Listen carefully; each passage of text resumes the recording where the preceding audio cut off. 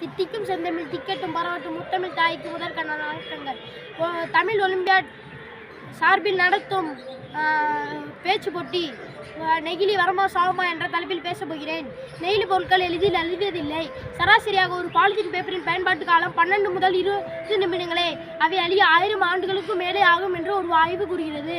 பயன்பாடற்ற நச்சு வேதிப்பொருளின் ஆயுட்காலம் என்பது இயற்கை நிறத்திற்கு மிக மிக ஆபத்தான ஒரு நிகழ்வாகும். அதிலும் நெகிழியின் அதிகப்படியான பயன்பாட்டின் காரணமாக நெகிழி பொருட்கள் கற்பணிக்கப்படாத அளவில் உற்பத்தி செய்யப்படுகின்றன. எதிர்கால சந்ததியினருக்கும் உறவினர்களுக்கும் அக்கறையற்ற சூழல் நிலைமை இன்றைய வாழ்வு நிலையாக இருக்கிறது. மறுசுழற்சி பெரிதும் பயன் தரப் போவதில்லை. மறுபடி மறுசுழற்சி செய்தால் 10% பொருட்களை மீண்டும் பயன்படுத்தத்தக்கவையாக இருக்கின்றன. மீது 90% பொருட்கள் தீயில் எரிக்கப்படுகின்றன. இன்சுலேஷன் என்னும் கருவி நெகிழி குப்பையிலே எரிக்க பயன்படுகிறது. டைஆக்சைடு என்னும் புகையில நாம் தீயை மூட்டும் போது புகையாக வெளியேறுகிறது. மறுசுழற்சி கழிவு மேலாண்மை ஆகியவை பயன் தரப் போவதில்லை. தொழிற்சாலையை மறுசுழற்சி செய்யப்படும் போதும் எரிக்கப்படும் வெளியேறும் புகையினால் மக்களுக்கு ஏற்படும் நோய்கள் தோல் நோய், புற்றுநோய், ஒவ்வாமை, மூச்சுக்குழாய் பாதிப்பு, சிறுநீரக குறைபாடு, குடல் புண், நரம்பு தளர்ச்சி, செரிமானமின்மை,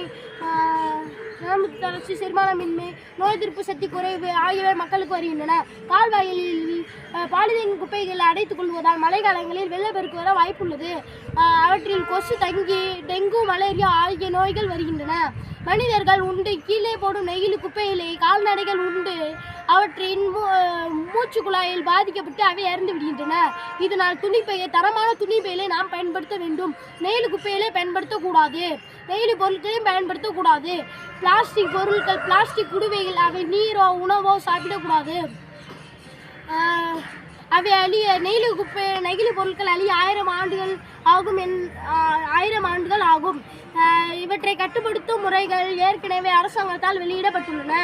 இனிமேலாவது நம் தலைமுறைக்கும் நமக்கும் எந்த தீங்கும் வராதபடி செய்ய வேண்டும் என்று நலமான வளமான நாட்டை உருவாக்கும் என்று கூறி விடைபெறுகிறேன். நன்றி, வணக்கம்.